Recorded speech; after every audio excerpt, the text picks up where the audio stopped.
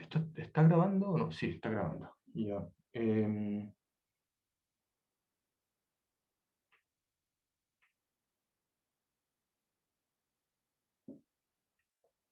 Ok.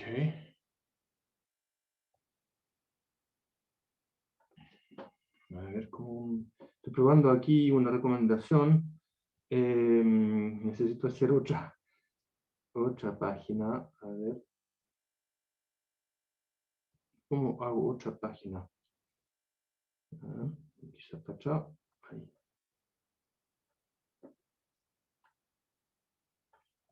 Ok, entonces en la evolución estelar vamos a ver de que una estrella, que a medida que va envejeciendo, se va expandiendo, y cuando una estrella de masa intermediaria, como la del Sol, termina su vida, este radio de acá, el radio estelar, puede llegar a ser alrededor de 100 radios solares, y eso es parecido a una unidad astronómica.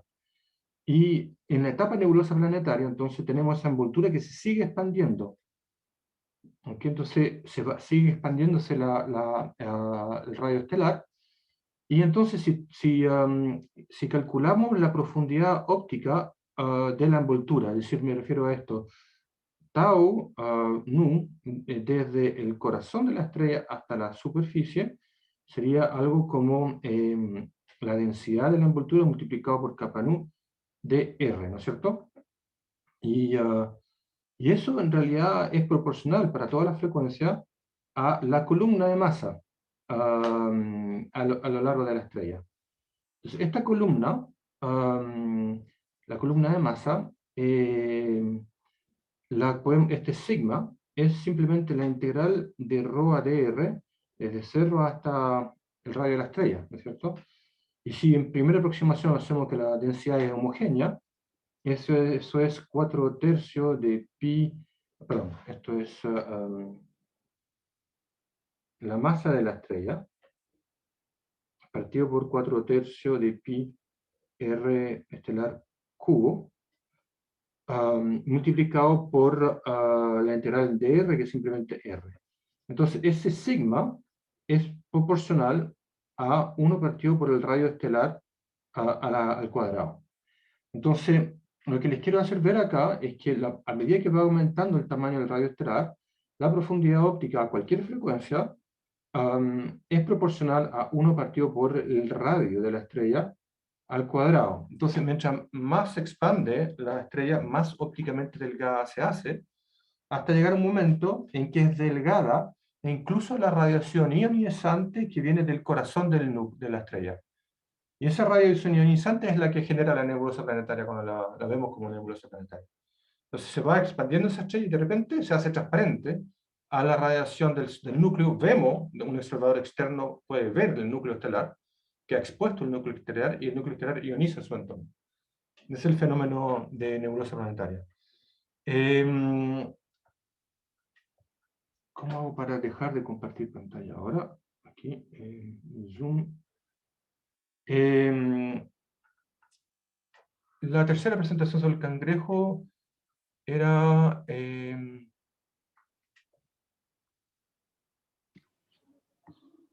Yo, profe.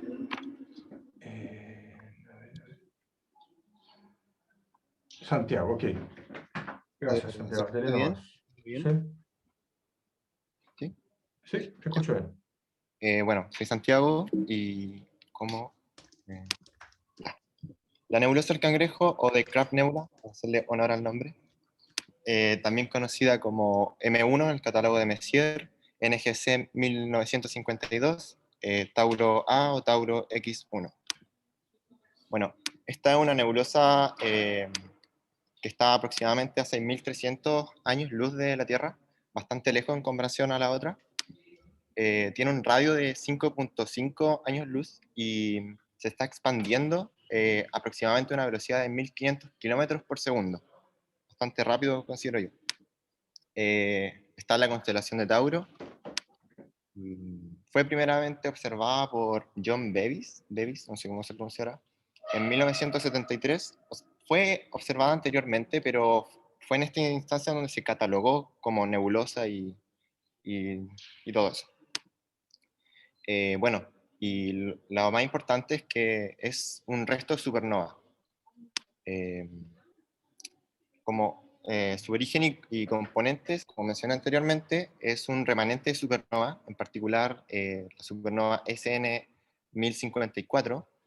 Se dice que es de tipo 2, posible tipo 2, que la estrella progenitora agotó su combustible nuclear y detonó esta supernova. La supernova fue vista de la Tierra en el 1054 aproximadamente, fue detallada por algunos astrónomos o algunas culturas que vieron un destello en el cielo y duró aproximadamente 22 meses en el cielo. Se estima que la estrella progenitora tenía entre 8 a 12 masas solares porque si fuese menor a 8 se habría formado una nebulosa planetaria. En cambio, si fuese mayor a 12, la composición química de la nebulosa sería distinta. Así que por eso se estima que entre 8 o 12. Una particularidad muy bacán es que en el centro de la nebulosa hay una estrella de neutrones pulsante que está rotando muy rápidamente y emite radiación desde el rango de ondas de radio hasta incluso rayos gamma. Se detectó una radiación de rayos gamma como en el 2019, si no me equivoco. Por último, una curiosidad es que las estimaciones de la masa total de la nebulosa, considerando la estrella de neutrones, que es aproximadamente 1.4 a 2 masas solares, la suma de toda la masa nos da las 8 a 12 masas solares, por lo que se propone un modelo en el que antes del colapso, eh, la estrella, debido a un viento solar, expulsó mucha masa, considerando como una estrella de Wolf-Rayet, pero sin embargo, esa masa debiese estar como cubierta por la nebulosa, pero no se han logrado observar, así que no se sabe muy bien qué sucede con eso. Y por último, visto desde el hemisferio sur, si estamos aproximadamente un cuarto para las 3 de la mañana, un poco tarde, se puede ver la nebulosa ahí donde está el cuadrito, en la constelación de Tauro, hacia el norte. Y bueno, eso sería. Gracias. Gracias, Santiago. Está buena la ubicación en el cielo. Sí, pues es verdad que se pueden ver esos objetos desde el hemisferio sur, o sea, desde Santiago. Me costó mucho conseguir como imágenes de la nebulosa porque yo asumo que es por donde está muy lejos, una imagen decente es muy difícil conseguirla. Asumo, creo que es por eso. Ah, sí. No, yo creo que tú un poquito sabes en ese aspecto, un poco más la suerte, porque hay varias, ahí encontró, pero igual encontró, digamos, encontró imágenes. ¿No? Las hay. Sí. Sí. Sí. Sí. Sí. No, muy bien, Santiago, muchas gracias. Súper bien la presentación. Y yo solamente quería agregar de que la esfera de neutrones del cangrejo genera alrededor de ella una nebulosa de viento de estrellas de neutrones, una Tulsa Wind Nebula, que es entonces otro tópico que quería dejar para la última clase. Pero después vamos a distribuir, el martes próximo distribuimos ese tema. Tengo otros temas antes para el próximo martes. ¿Okay? Y quiero decir que las estrellas de neutrones que están en el centro es muy interesante y es uno de los temas que podríamos conversar como presentaciones para jueves del día de la última clase, del último día de clase. Bueno, yo ahora voy a hacer un poco clase. Voy a compartir pantalla por aquí. A ver.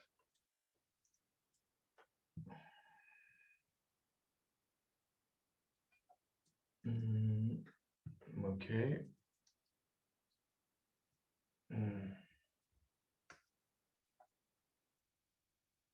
Va, ¿dónde le puse?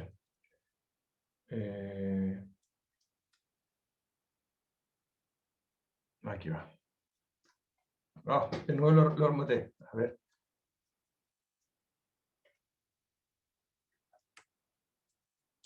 Aquí estamos al principio. Ahí va. Entonces, habíamos visto como química, como introducción a nucleosíntesis, y empezamos con fusión nuclear, y expliqué entonces cuál era el mecanismo para generar energía. O sea, el mecanismo básico es es liberar energía de ligazón. Cuando tenemos los componentes separados y los juntamos, pierden energía potencial en forma de, bueno, de energía gamma, que es absorta, o energía cinética, que es absorta en el medio. Entonces, esa pérdida de energía se traduce en una pérdida de masa del producto. El producto es menos masivo que los componentes por separado. ¿Okay? Eso es la idea básica de la fusión. Y vimos entonces que esto funcionaba hasta los elementos del pit de hierro. Entonces, vimos el ejemplo del primer eslabón de la cadena protón-protón, de la cual hablamos en la clase, en el capítulo anterior.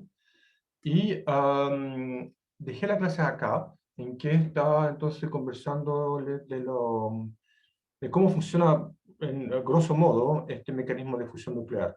Entonces, la idea es que tenemos una barrera de coulombiana que es repulsiva, que impide que el protón incidente o el núcleo incidente logre penetrar adentro del núcleo blanco debido a la repulsión del núcleo. O sea, como es 1 partido por r cuadrado, la repulsión coulombiana es casi infinita,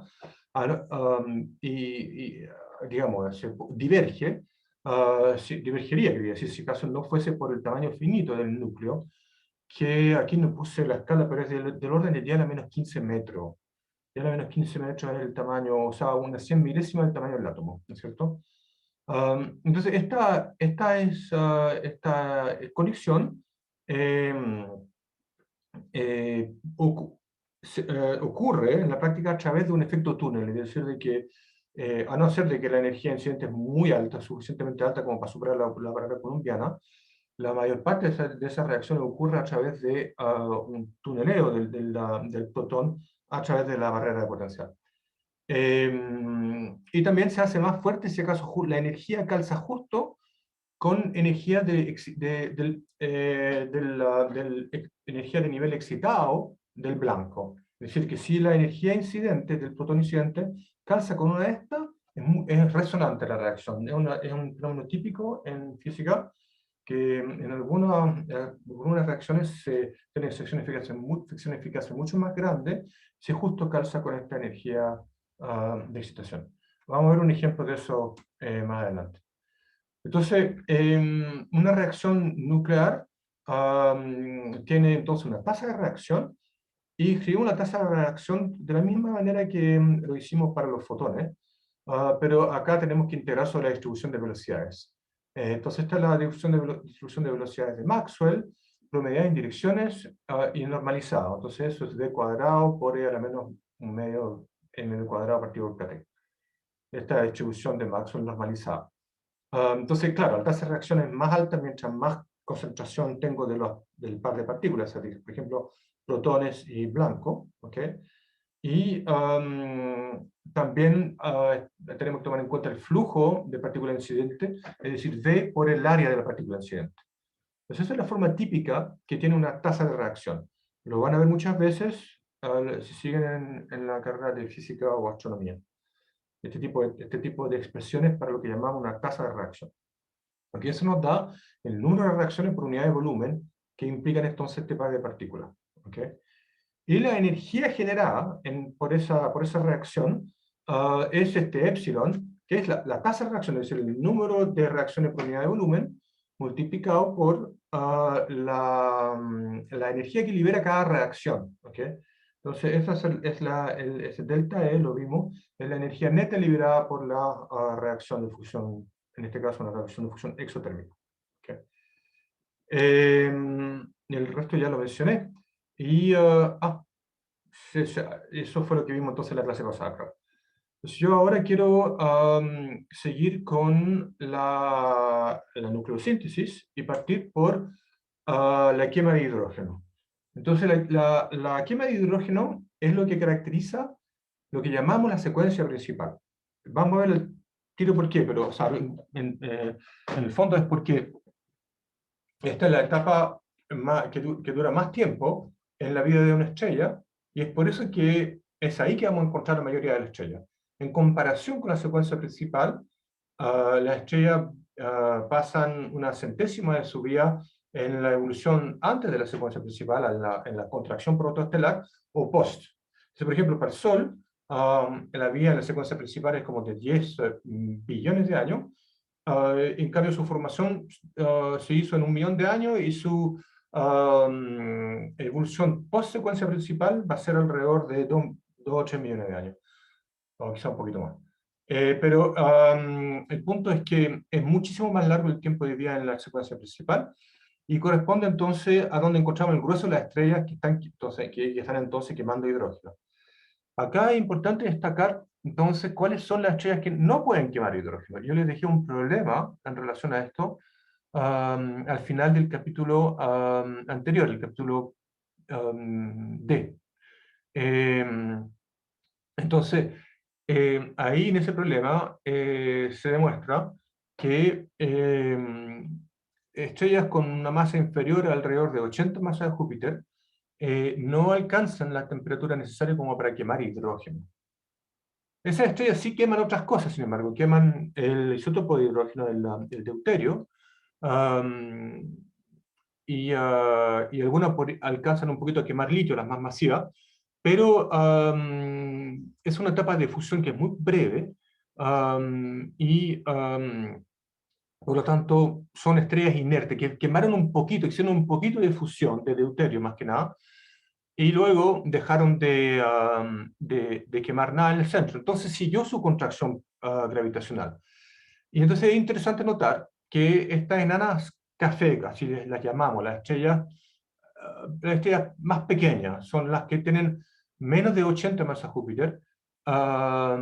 Esas estrellas entonces se siguieron contrayendo hasta llegar al piso de la presión degenerada de electrones. ¿Okay? Entonces la presión degenerada de electrones impide la contracción gravitacional ulterior de la estrella, llega a ese piso, no se puede seguir contrayendo, pero entonces la densidad en el corazón de la estrella es muy alta, porque llega hasta la presión degenerada de electrones. Y eso resulta en un hecho anecdótico interesante, que es que estas estrellas enanas café, que son de 85 veces la masa de Júpiter, como en este ejemplo, tienen el tamaño de Saturno. ¿Ok? Entonces acá, por ejemplo, hay otro ejemplo más atrás, que otra enana café, que está al borde de ser una enana café, y tiene 84 masas Júpiter, es del mismo tamaño que Júpiter. ¿Okay? Entonces, eso se debe a que Júpiter y Saturno entonces son planetas gigantes que se formaron de una manera muy distinta a la de la formación estelar, que conduce entonces a estas estrellas que se van contrayendo bajo su propia gravedad, que es un pedazo de gas que se cayó bajo su propio peso. Entonces nos dice que la naturaleza de estos objetos, ¿no? que son los planetas gigantes, es muy distinta a la de enanas de baja masa, casi fallidas. Entonces, el límite inferior para las enanas café que queman deuterio es de alrededor de 13 masas de Júpiter. Quiere decir que a masas inferiores a esta no se quema deuterio. Pero esta es una zona gris, porque uno podría pensar de que igual podría haber estrellas más pequeñas que 13 masas Júpiter, unas mini enanas café, que se formaron junto con las otras estrellas y que son de masa planetaria. ¿Podría uno imaginarse el colapso por inestabilidad gravitacional de un corazón de 10 masas de Júpiter, un corazón molecular de 10 masas Júpiter en una nube molecular, que condensa entonces una estrella pequeñita de 10 masas Júpiter? ¿Okay? Entonces, y esa estrella, al ser tan pequeña, no alcanzaría a quemar ni una cuestión, ni deuterio, ni hidrógeno, ni nada. Pero ¿se entiende eso como un planeta o como una estrella? ¿Qué tipo de composición interna llegaría a tener esa estrella de 13 masas Júpiter? ¿Sería efectivamente mucho más compacta que Júpiter o no? O sea, digamos, son preguntas abiertas, de manera que solamente les quiero decir de que el límite inferior para lo que llamamos una estrella, que serían 13 masas Júpiter, sería acá, de acuerdo a este esquema, la masa inferior para una estrella. Este límite es gris. No se entiende bien porque no se comprende bien el origen de los planetas, ni tampoco se ha observado el colapso estelar para estrellas de tan baja masa. es un tema abierto en astrofísica estelar. Es decir, si acaso los objetos como de la masa de Júpiter o para arriba se entienden como estrellas fallidas o como un planeta gigante. Esas son las preguntas abiertas. El límite superior está mejor definido y entonces calza con los modelos teóricos que predicen la emisión de hidrógeno más arriba de esta masa. ¿Okay? Entonces, estrellas con mayor masa que 80 masas Júpiter, es decir, con más de una décima de la masa del Sol, empiezan a quemar hidrógeno y quedan mucho tiempo quemando hidrógeno en su vida, y eso forma entonces lo que llamamos la secuencia principal en el diagrama HR. Entonces la quema de hidrógeno ya la habíamos visto, ocurre principalmente a través de la cadena protón-protón, y en la cadena protón-protón entonces tenemos 4 protones que se juntan de a pares para formar el deuterio, que con 8 protones forma un helio 3, y ese con 8 helio 3 forma un helio 4. A través de esta reacción me ha enredado. Esta es una de las ramas de la cadena protón-protón. Entonces, a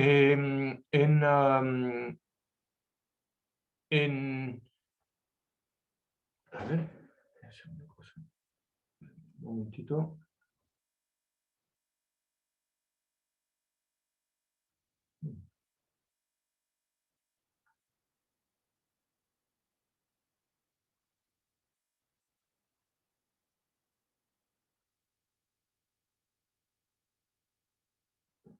Bueno, no importa. Entonces, esta es una de las ramas, y la otra, en esa rama, existe entonces este eslabón, el primer eslabón que tenemos acá, que ya les hablé en delante. Entonces tenemos 2 protones, forma un deuterio, y esta reacción, que está representada aquí, tenemos los 2 protones que chocan y forman un deuterio, tiene una escala de tiempo muy larga. Acá lo pone, es de 1 billón de años. El resto de las cadenas va mucho más rápido. ¿Esa escala de tiempo qué es? Volviendo un poquito atrás, lo que le quiero mostrar es esto. La escala de tiempo es esta misma tasa de reacción, pero por partícula. Así que en vez de ver el número de reacciones por unidad de volumen, sáquenle un n y les da entonces el número de reacciones por partícula, ¿ok? Por partícula blanco. Y si toman esto de acá va a tener entonces dimensiones de segundo a la menos 1, toman el recíproco y le da la escala de tiempo en la reacción. A ver, quizás de repente eso voy a tratar de escribirlo. A ver.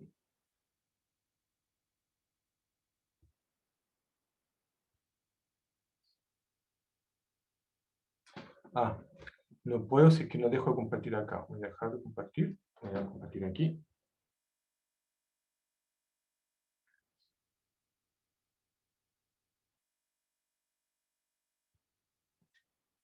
Entonces no sé cómo agregar páginas acá. Sí, bien fácil. Ok. Entonces, la tasa de reacción que me estaba contando es N1 por N2 por la integral en T de f de sigma b. Yo acá lo que les quiero escribir es esto. Gamma partido por N1. ¿Ok? Eso va a tener, esta de acá tiene dimensiones de segundo a la menos 1 por centímetro a la menos 3. Y esta de acá va a tener dimensiones de segundo a la menos 1 nomás. Y entonces esto va a corresponder a 1 partido por tau, que sería la escala asociada a esa reacción. ¿Okay? Gamma partido por N1 es entonces la escala de tiempo asociada a esa reacción. Ok, entonces volviendo aquí, tengo que dejar de compartir y compartir acá de nuevo. A ver, ¿dónde? Acá. Ya, entonces ese es el numerito que aparece acá en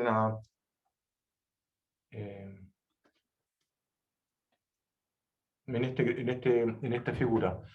Lo encontré interesante porque llama la atención. Esta reacción en realidad no es muy probable. O sea, digamos, si la escala de tiempo es de 1 billón de años, no es muy probable. Entonces, ¿por qué funciona? Bueno, funciona porque el hidrógeno es muy abundante. ¿Ok? Y también nos dice que esto de acá se va a demorar, no va a ser una fusión explosiva. Si esa es la escala de tiempo, entendemos por qué demora tanto tiempo la quema de hidrógeno. ¿Por qué dura tanto tiempo la secuencia principal? Y es por este cuello de botella. El cuello de botella está acá y es lento porque en esta reacción se forma un positrón y un neutrino. Y estos son productos típicos de la interacción débil. Y como ya les había mencionado, la interacción débil es muy débil, como su nombre lo indica, y es la razón por la cual los neutrinos, que solamente interactúan a través de la interacción débil, se logran escapar de las estrellas y de la supernova. Ok, entonces acá ven la misma cadena PP, excepto que tenemos además la escala de tiempo asociada. Estas otras reacciones son reacciones fuertes solamente, y se ocurren entonces mucho más rápido que la primera, que implica la interacción débil. Juntos con esa reacción, la primera cadena PP, hay otra más. Si se fijan aquí, cuando hago chocar, en vez de hacer chocar los dos helios 3, tengo dos isótopos de helio acá que chocan. Aquí, uno de esos isótopos de helio choca con helio para formar un berilio, y ese berilio decae y luego se encuentra con un protón para formar dos helios. Es otro camino homeocuático para formar, entonces, helio. Al final acá hay un resumen que reproducí de Karen Nosley, en que se explica cómo partimos del primer eslabón en la cadena PP, ese protón-protón da un deuterio, interacción débil, cuello botella, ¿ok? Y luego ese deuterio se encuentra con un protón para formar un helio 3, ahí todo igual, pero aquí se ramifica la cadena PP1, en que dos helios 3 se encuentran, y otras en que un helio 3 se encuentra con un helio, y aquí hay dos ramas más en que le pasan cosas distintas al berilio, en que decae o sea, choca con un electrón para formar un litio, o bien junta con un protón para formar esta otra cadena. Entonces, simplemente les da una idea de las redes nucleares que ocurren entonces en la quema de hidrógeno a través de la cadena PP, y que se ponen cada vez más complejas a nivel que va aumentando la temperatura, de hecho. Pero, entonces, el resumen, la cadena PP conduce a esto, es el resumen. Tenemos entonces 4 protones que forman un helio. Producimos helio y sacamos protones. Y al hacerlo, liberamos esta energía neta, en la cual hemos contabilizado la energía liberada por la aniquilación de los electrones, de los positrones, y la energía que se pierde en los neutrinos. Entonces, neto da 26.7. También notar de que los neutrinos se llevan una parte de la energía, sí, y que en el caso de la cadena PP3 es importante, bastante importante. Entonces, también le mencioné anteriormente, usando una figura parecida a esta, que cuando uno va aumentando la temperatura, la cadena PP, que está graficada en esta línea gruesa acá, sigue efectiva, sigue trabajando la cadena PP, pero a alta temperatura, más de 2 por día, 20 millones de Kelvin, empieza a cobrar más importancia otro canal. Otro canal. Entonces, es como que uno se empieza a marear en la cantidad de canales de quema, de fusión que existen.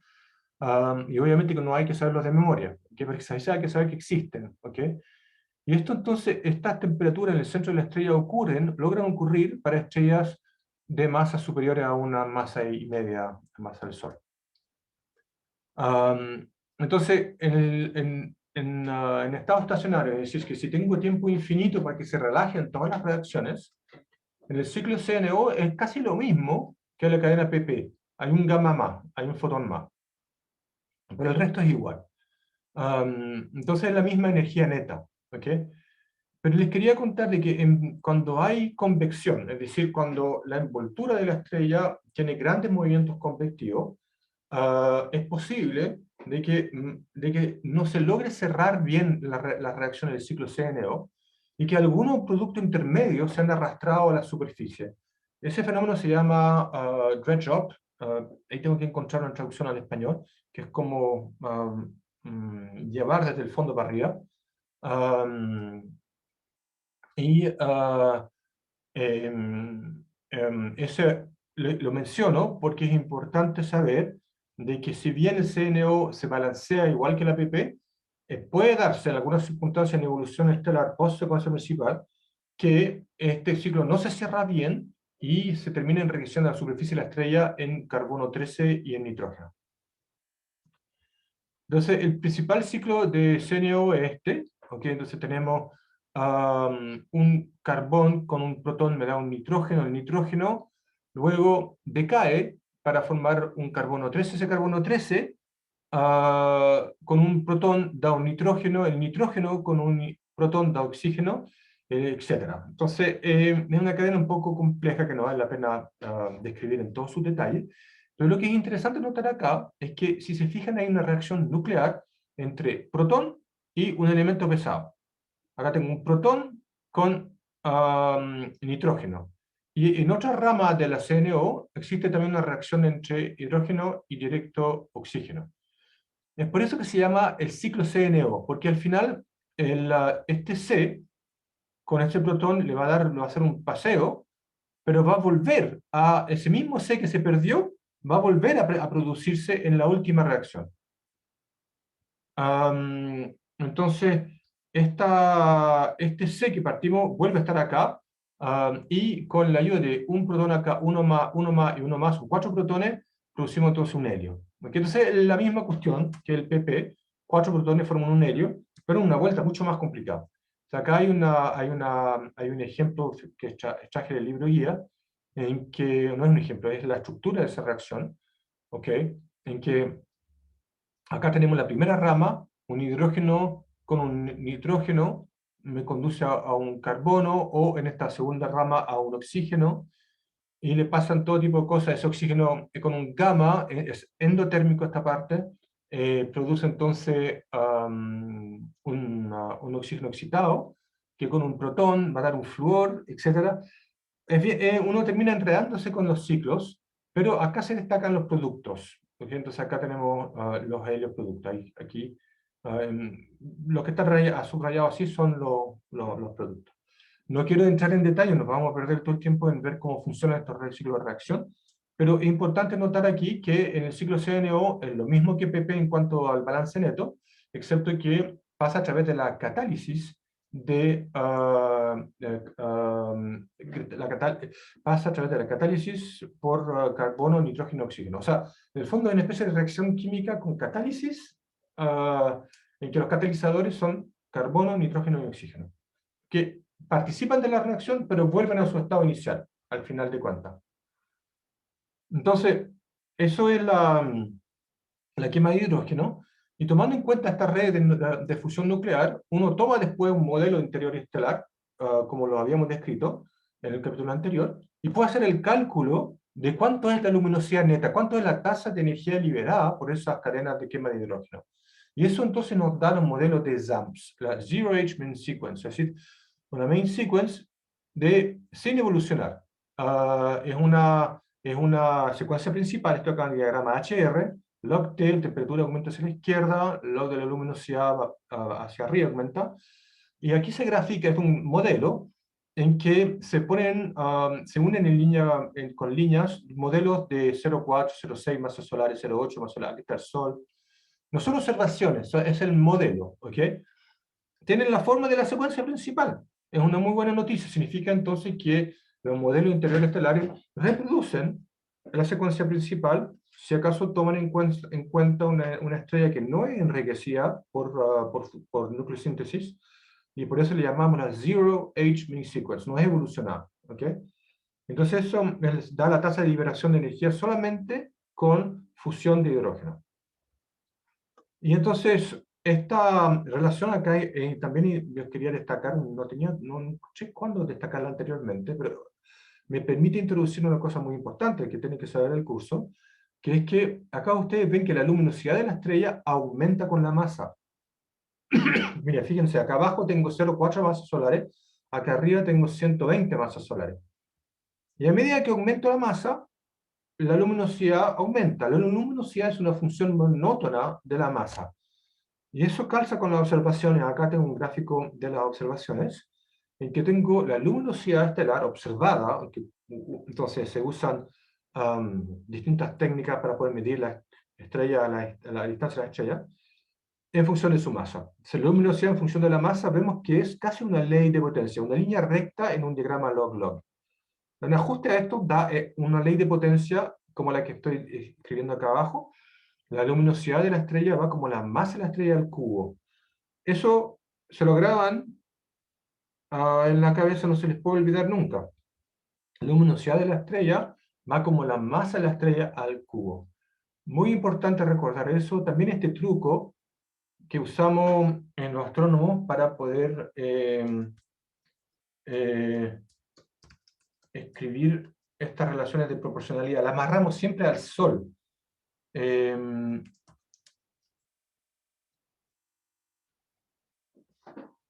Acá lo corregí. Tengo entonces la luminosidad de la estrella en unidades de la luminosidad solar va como la masa de la estrella en función de la masa solar. Entonces eso me permite no poner el coeficiente de proporcionalidad acá. Yo lo amarro al Sol. ¿Ok? Un truco muy importante de conocer. Entonces, luminosidad proporciona a la masa al cubo. Entonces, como les estaba contando, la quema de hidrógeno es lenta.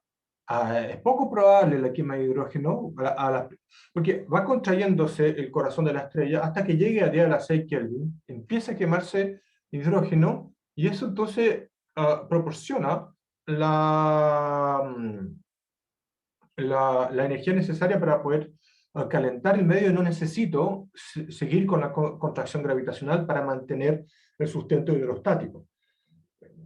Entonces, digo, para mantenerlo, porque la estrella brilla, la estrella emite luminosidad en su superficie, y ustedes se acuerdan de la contracción de Kelvin-Helmholtz, la escala de tiempo de contracción de Kelvin-Helmholtz, en el sentido de que si no proveo luminosidad adicional en el centro de la estrella, entonces la vida de la estrella se termina en alrededor de 10 millones de años. Entonces, el tiempo de la vida en la secuencia principal lo podemos estimar así. Al ojo, decimos así como que 10% de la masa de la estrella se va a quemar en hidrógeno. Es decir, 10% del hidrógeno estelar se va a quemar. Entonces yo estimo el tiempo de vida en la secuencia principal con 10% de la masa de la estrella. Esto es el reservorio de combustible, el estanque de protones. ¿Ok? Eso dividido por 4 protones me permite saber cuántas reacciones de fusión voy a hacer, porque son 4 protones para producir un helio. Entonces yo divido el número de protones, o sea, la masa total por la masa de 4 protones, me va a dar el número de reacciones, multiplicado por la energía liberada, me va a dar toda la energía liberada en total, durante la vida de toda la estrella, y si lo divido por la luminosidad de la estrella, voy a tener la vida, el tiempo de vida, ¿no? Energía partido por potencia me da una escala de tiempo. ¿Ok? Entonces eso, si cambio unidades, lo puedes poner en unidades de la... en unidades en función de claro, amarrarlo al Sol, y ahí de nuevo yo tengo un error tipográfico, voy a corregir al tiro.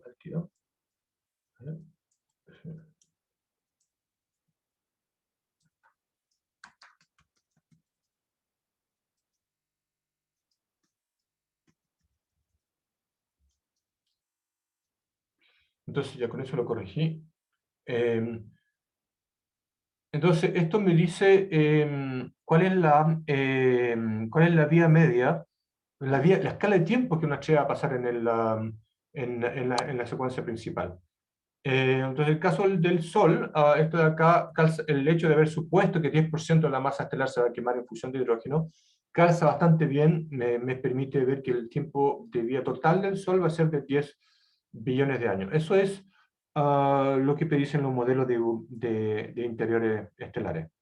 Entonces, este 10% es totalmente amarrado para que me dé este número correctamente. Volviendo a la relación masa-luminosidad, vemos entonces que la vida de una estrella, el tiempo de vida, va como la masa partido por la luminosidad de la estrella, ¿okay? Porque la masa es proporcional al combustible de la estrella. ¿Okay? Entonces vimos acá que el tiempo de vida de la estrella es proporcional al combustible, a la cantidad de combustible que tengo. Y esa relación de masa-luminosidad nos dice entonces que la luminosidad de la estrella va como la masa de la estrella del cubo. Entonces vemos que la vida de una estrella va como la masa de la estrella a la -2. Significa que estrellas más masivas viven mucho menos que una estrella de menos masiva. Entonces, según esta relación, una estrella O con 10 masas solares va a vivir 10 millones de años. En realidad, la relación masa-luminosidad se empina un poco hacia más altas luminosidades y en realidad este número es de 2 millones de años más o menos para una estrella de 10 masas solares. O sea, una estrella O vive re poco comparado a una estrella tipo G, como el Sol. Ok, entonces, ¿qué pasa una vez que agotamos el hidrógeno en el centro de la estrella? Una vez que ya se nos agotó el hidrógeno, bueno, la única manera de mantener el sustento de presión es a través de la contracción gravitacional. ¿Ok? Entonces, porque hay pérdida de energía, ¿no? La estrella brilla. Entonces, lo primero que sucede cuando se va agotando hidrógeno es que se va a contraer el centro. ¿Ok? Y eso viene del teorema del virial que ya vimos en el capítulo B. Que acá les recuerdo el teorema del virial, y entonces lo escribo en función de las cantidades relevantes para el núcleo, o el corazón de la estrella. ¿Ok? Entonces acá vemos que la energía interna tiene que ser comparable con la energía gravitacional del núcleo. ¿Ok? Y hay otro punto importante ahora que lo escribimos así. Acá vemos que el peso promedio de las partículas, ese peso molecular promedio, el mu, es muy importante el mu en interiores estelares, porque a medida que vamos enriqueciendo el corazón en helio, ese peso promedio va aumentando. El peso promedio de las partículas, que era 0,5, si yo promedio un protón y un electrón, entonces va a aumentar a medida que voy aumentando la fracción de helio. ¿Ok? Y eso, entonces, este número acá aumenta, significa que disminuye la energía interna, disminuye la presión. Entonces disminuye la presión. Si yo aumento la masa de las partículas del gas ideal, va disminuyendo la presión, eso contribuye a la contracción del corazón. ¿Ok? Entonces, según esta relación, vemos que la temperatura del corazón va como 1 partido por el radio y va a aumentar la temperatura a medida que se contrae. ¿Ok? Y eso va a suceder a no ser de que en realidad yo no puedo escribir el teorema del virial. Esto no es válido porque no tengo una presión termal, sino que llegué al piso de presión de los electrones degenerados. Si llegué al piso de presión de los electrones degenerados, entonces no puedo seguir contrayendo la estrella. Estoy arriba sentado en el principio de exclusión de Pauli, no logro comprimir más, la estrella se quedó ahí parada y no puede seguir su etapa de fusión. ¿Ok? Entonces acá se queda, eso sucede para estrellas de 0,5 masas solares. Estrellas de 0,5 masas solares, hasta ahí llegaron, no logran quemar, no logran pasar a las etapas siguientes de fusión. Pero si yo logro subir un poquito más la temperatura, entonces pueden suceder las siguientes reacciones. Mientras más grande la temperatura, más energía cinética promedio, y más energía tengo para superar la barrera coulombiana. Entonces, con un poquito más temperatura, primero logro superar Z igual 2, helio. Después, si sigo subiendo la temperatura, voy a lograr superar Z igual 6, y etcétera. Hasta llegar entonces a la quema de silicio que produce hierro. Lo vamos a ver en detalle pronto. Entonces, para terminar ahora, les quiero contar de la fusión de helio. La combustión de helio entonces se inicia en el corazón y puede estar rodeada de la quema de hidrógeno en un cascarón, en shell burning, hydrogen shell burning. Entonces, la quema de hidrógeno en un cascarón, que rodea la quema de helio en el centro. Y la quema de helio, eso sucede a través de dos helios. Ahora, los helios aquí son partículas completamente ionizadas. En realidad es un núcleo pelado. Y un núcleo de helio pelado se le llama una partícula alfa. Eso porque la nomenclatura de Marie Curie, relatividad alfa, beta, gamma, en que alfa, la relatividad alfa era entonces eh, los núcleos, se descubrió después que eran los núcleos de helio, ¿no es cierto? Pelado, cargado 2 veces. En cambio, el beta es un electrón, beta menos y beta más, en función de electrón-positrón. Y gamma es la radiación gamma fotón nomás. Entonces, 2 alfa forman un berilio, el berilio con otro alfa forma un carbono excitado. Fíjense, este carbono está en un estado excitado. Y eso es debido a esos niveles, todo eso es ocurre una reacción nuclear que ocurre a través de un canal resonante que deja entonces el carbono en un nivel excitado. Ese carbono luego desexcita espontáneamente para formar un carbono normal. ¿Ok? El resultado neto de estas cadenas es lo que llamamos la reacción triple alfa. 3 alfa forman un carbono, ¿ok? Y eso entonces nos conduce a la núclesis de carbono. Y luego de quemar helio, lo que seguía en el orden entonces, y sucede solamente para estrellas masivas, es lo que sigue en la quema de carbono. La quema de carbono luego es seguida por la quema de neón, de oxígeno, de silicio, sin ya más límites de masa. Cualquier estrella con más de 8 masas solares va a pasar por todos los ciclos que siguen, hasta que llegara a silicio, y una vez que se agota el silicio, ahí tenemos un problema porque no hay nada más que quemar por fusión. Entonces, carbono se quema a través de estas reacciones, que van aumentando importancia a más alta temperatura. Luego sigue la quema de neón. Hay oxígeno, no lo alcancé a escribir. Mire, vamos a dejarlo hasta acá nomás, porque ahí llegué al final de lo que alcancé a preparar ahora y también se me acabó el tiempo. Entonces, para el martes necesito ahí 2 candidatos para estas 2 presentaciones. Ahí veo, Clara se pronunció. La primera es... Oh, perdón, dejé de compartir, disculpen. Ya, Clara y Camilo. Voy a compartir de nuevo. Tema de presentación. No, acá está. Entonces, el primer tema es sobre comparar la estructura interna de Júpiter con la de una nana café. ¿Cómo es el interior de Júpiter? Aquí entonces lo remito a la misión Juno, una misión de NASA eh, eh,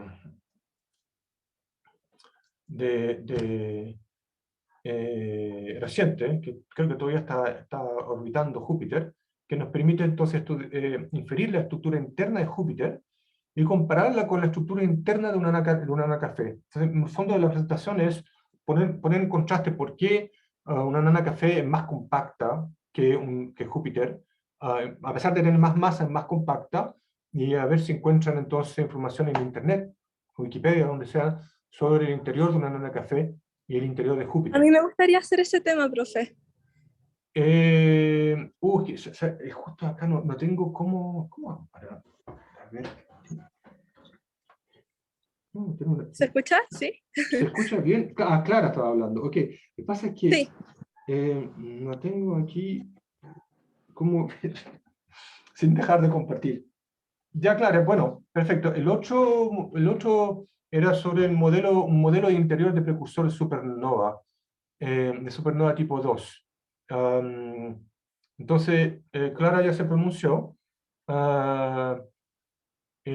Creo que Camilo, usted había levantado la mano también. ¿Le interesa el otro tema? Sí, yo lo había levantado. ¿Se escucha? Sí, entonces es sobre la estructura, si acaso nos puede explicar en detalle cómo es la estructura interna de una supergigante precursora de supernova tipo 2, como la que dio origen a la nebulosa del Cangrejo. Entonces, en el fondo es detallar, abrir la estrella, hay mucha información en internet sobre eso, y mostrarnos las distintas capas de quema de fusión al interior de la precursora. Sí, ¿Ok? serían solamente dos como láminas, ¿cierto? Sí, 2 láminas, 5 minutos, por favor. Al Ya. próximo martes. Ok, no sé, parece que Martín tenía una consulta, levantó la mano también. No se le escucha, Martín. ¿Se escucha? Ahí sí. Profesor, le quería preguntar si leyó el correo que le mandaron la otra vez, que era sobre las presentaciones. ¿Qué es lo que era? ¿Cuál es el correo? Le mandaron un correo como al inicio de la semana, en clase pasada le dijeron y dijo que lo iba a ver. Bueno, pero básicamente el correo era que que le proponíamos que las Ujú. presentaciones las dejara como una especie de tarea o trabajo que se le pudiera mandar como video después, para que sí todos tuvieran la opción y no sea como una cuestión de como cupos porque andan pocas clases. Pero no estoy de acuerdo. Perdón. No, porque la idea acá es que justamente participemos en clase, am, y no, digamos, la idea era justamente subir incentivar a hacer estas presentaciones subiendo media décima en el control 1 y también recompensando a quienes asisten a clase. Cosa que usted asiste a clase. Tome un cupo para la semana próxima, po, que a uno, para el jueves. ¿Ok? Ok. Bueno, ok. No sé si tienen alguna consulta adicional sobre eso. Profe, yo Profe, yo tengo tengo una una duda. pregunta, Dale, dale. pero de la clase, Diga, Mauricio. O que en Vicente, un perdón. momento como que O Mauricio, ¿quién mostró, habla? Ah, ya. Perdón, disculpe, me confundí. Fueron no sé si estaba bien, profe, Ya, ok. Ya. en un momento habló de que hacía un cambio de canales y mostró un gráfico en donde habían dos líneas. No sé si se acuerda de la presentación. Yo le quería preguntar como qué le pasa, así como cómo se ve eso en una observación de una estrella en el punto en el que se cruzan ambas líneas. Era en la quema de hidrógeno donde pasaba de 1P a CNO. Ah, Ahí, esta, perdón. Ah, es esa, una buena PPI. pregunta. Sí, cómo Em, se nota eso en una observación astronómica, por ejemplo? mm, O teóricamente, como que me llama la sí, atención el punto que se mire, cruza. es una buena pregunta. Em, este, yo le diría más bien de que esto define dos rangos distintos. Estrellas menos masa que 1,5 masas solares van a quemar hidrógeno a través de la cadena PP. Y estrellas de más de 1,5 masas solares van a tener una temperatura en el centro superior a 20 millones de Kelvin y van a quemar por CNO. En el área gris entre medio, bueno, probablemente va a ocurrir ambas, y seguramente esto acá tiene impacto en los modelos detallados de interior estelares. Sin embargo, hay un aspecto importante de lo que está diciendo, y es que la quema de hidrógeno en un cascarón, hydrogen shell burning, después de que se agote hidrógeno en el corazón, entonces esa quema en un cascarón ocurre pegadito a un lugar donde se puede quemar helio, entonces hay temperaturas muy altas. Por lo tanto, en ese cascarón va a ocurrir la quema por CNO. Entonces, en respuesta a su pregunta, la principal diferencia es que la quema de CNO en ese caso, digamos, la quema de hidrógeno va a ocurrir por CNO en el cascarón. Eso sí. Ya, ya. Gracias, profe. Ahí como que se me hizo mal la idea. Ok, bueno. Em, Profe, yo tengo otra duda. Diga, Vicente. Es que estaba tratando de hacer uno de los ejercicios propuestos que dejó usted, uno de calcular la masa mínima para fusión nuclear, como con el teorema del virial, y creo que la densidad de un gas degenerado. Lo puse Sí. así como dos clases.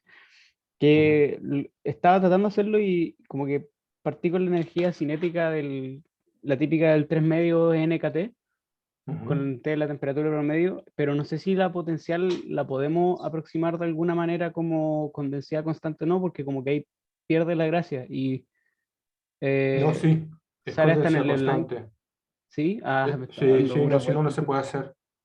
Ya, dale, dale. Sí. Pero, y entonces, ¿qué gracia tiene asumir la densidad de un gas degenerado de fotones si De estamos electrones. diciendo que eso de electrones, si es que estamos asumiendo que la densidad es constante? Y lo otro, que no me acuerdo, no tengo ni anotado cuál es la densidad de ese gas degenerado de electrones, porque hay una relación como de la ecuación de estado de presión con densidad, no, presión con otra cosa era. O bueno, para el caso creo que era presión con densidad, pero al final quedaba como una función de la otra, y no sabemos Sí, las dos al mismo tiempo. lo vimos en el capítulo anterior. Importante que lo prepare para el control. Y la presión de electrones degenerados se debe entonces al principio de exclusión de Pauli, y vimos que calzaba cuando la longitud de onda, la longitud de onda de Broglie asociada a las partículas se empiezan a superponer. Entonces, que una longitud de onda, así que no, es cuando la densidad es comparable con la separación media entre las partículas, que sería 1 partido por la densidad a la raíz de 1/3, es entonces comparable con la longitud de onda asociada, h partido p. Entonces habría que sacar como la longitud de onda del electrón y Sí. eso tomarlo como la densidad numérica. Ya, dale, gracias. Sí. ¿Tamara? Hola, profe. Hola. Tengo una consulta. Siento que igual entra con muchos tópicos y no sé, quería pedirle como una recomendación en qué más deberíamos enfocarnos o estudiar con más profundidad para el control. Bien, le voy a ser bien franco, el control no está hecho, pero sí tengo ideas. Anduve escribiendo ideas en función a medida que la vamos viendo, ¿ok? Entonces no sé cuál es el control, pero lo que yo sí le puedo decir es que, como todo eso se construye, o sea, digamos, yo necesito hablar del diagrama HR, necesito hablar no sé, tipos espectrales, no necesito hablar de transfer radiativo, todo tiene que estar metido. Ya. Entonces, obviamente que hay que concentrarse en todo lo que no fue controlado aún. ¿Ok? Pero no hay que olvidarse de lo que sí fue controlado. No puedo decirle, no voy a preguntar nada de lo que entró en el control 1, no, porque no, ahí no puedo hacer nada si hiciera así. ¿Ok? Entiendo. Pero Ya, sí le muchas gracias. puedo decir de que el formato del control va a ser muy parecido al anterior. No sé si 1, 2 o 3 preguntas, no sé. Pero 2 horas y 1 hora para subir las pruebas. Muy parecido. Okay. Eso. Les voy a mandar igual un email al respecto y respondiendo a eso de las presentaciones por video. Entiendo. Gracias, profe. Ok. Ya, muchas gracias por asistir. Muchas gracias Profe, por mantener la cámara encendida a todos. una pregunta, y hablando del tema de las presentaciones, como tomándose quizás como una alternativa a hacer presentaciones cuando termina la clase, porque la hora termina a las 5:45 oficialmente, entre comillas. Entonces, si usted, igual considerando todos los puntos de vista, y se pudiese presentar cuando termine la clase, por ejemplo, ahora de 5:30, que terminamos la clase 5:34, una presentación o 2 presentaciones, por ejemplo, para el jueves o para el martes, si es que se le ocurre alguna idea, para ¿Sabes qué así, pasa, igual que todos Mauricio? tengamos la Es que oportunidad, porque le yo tengo entendido que preguntamos, no puedo hacer clase más de 1 hora.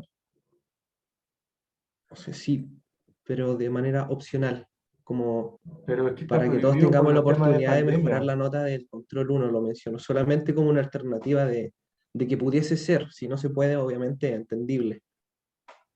Pero, por Claro, lo que pasa ejemplo, a es mí que igual me gustaría presentar.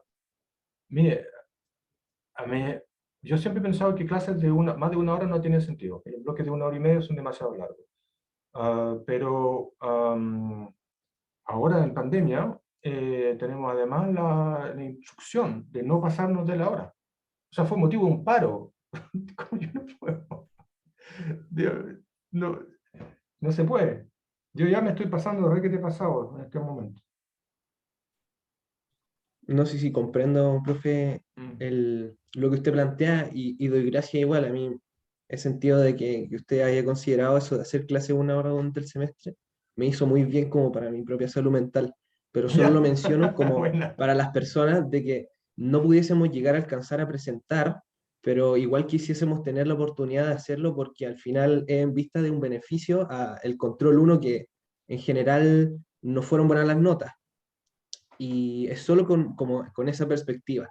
Porque Sí, no, mire, es cierto que yo tampoco ahí queremos quitarle tiempo comprendo. a la clase y sería opcional solamente, no Mire, si, obligatorio como si ir. tenemos un problema si genera problema, entonces prefiero no subir el punto del control, digamos. Pero yo creo que sería una lástima para los que sí tuvieron participan en clase, asisten y tienen, usted me consta que usted también, pero pucha, el problema es que no puedo, que no hay tiempo para todos, pues simplemente. Todo eso sí voy a tomar en cuenta también la participación en clase, ¿eh? Yo creo que eso es algo importante. Me consta que usted ha estado participando. Lo que le quiero decir es que la regla del juego la expliqué al principio del semestre. 10% de las notas, si recuerdo bien, corresponde a una nota de participación en clase. ¿Ok? Además de eso está entonces esta presentación que yo dije iba a mejorar la participación y también agregar un medio punto en el control 1, si lo hacen bien. ¿Ok? Pero comprendo que no todos pueden participar y creo que eso es un problema serio. En ese momento, cuando se me ocurrió esa solución, les pregunté, es un cambio de regla del juego y no hice votación al respecto. Quizás debiera hacer una votación, porque efectivamente si no me topo con el problema de que los que no van a clase en especial no tienen la oportunidad y bueno, pero yo quiero fomentar la participación en clase y creo que vengan a clase. Entonces, Sí, profe, se entiende perfectamente. yo voy Igual a yo se lo ver, digo ahora como, no porque no se lo dije al principio, igual no sé si usted se recuerda, pero antes de la última semana de receso, yo le pregunté por las presentaciones de cuándo iban a empezar a hacer, porque igual había pensado de de acuerdo, que siendo perfecto. tantos alumnos, teniendo pocas presentaciones y pocas clases que quedaban, quizá iba a pasar esto, y pasó efectivamente. Mire, Es le solo propongo como una una cosa, medida reparatoria. Mauricio. Igual entiendo que Usted no se pueda, profe. preséntenos sobre la estrella de neutrones del cangrejo para el jueves. ¿Le parece? Me dijo que iba a presentar sobre eso. Me parece perfecto, profe. Lo que voy a Así, y escribir por sería el... mail es Ujú. que si hay gente que ha tenido buena asistencia y no ha tenido la oportunidad de participar, de presentar, me contacte para ver qué solución podemos encontrar. Entonces así no queda nadie afuera, que se lo merece por lo menos. Y está anotado entonces para el jueves. Igual van a haber mucho más temas para el jueves. Martes voy a dar temas. Genial, ¿Ok, profe. Mauricio? Gracias igual por considerar. No, si me acordaba perfecto de su interés sobre el tema. Es muy interesante, de hecho. Escríbame si quiere material sobre el tema. Ya, me despido ahora, eso sí, nos paré que te pasamos. Así que les que les vaya Chao, bien. profe. Pasado mañana, por favor, prepárenlo bien. Chao. Que esté Chao, bien. profe. Bueno, profe.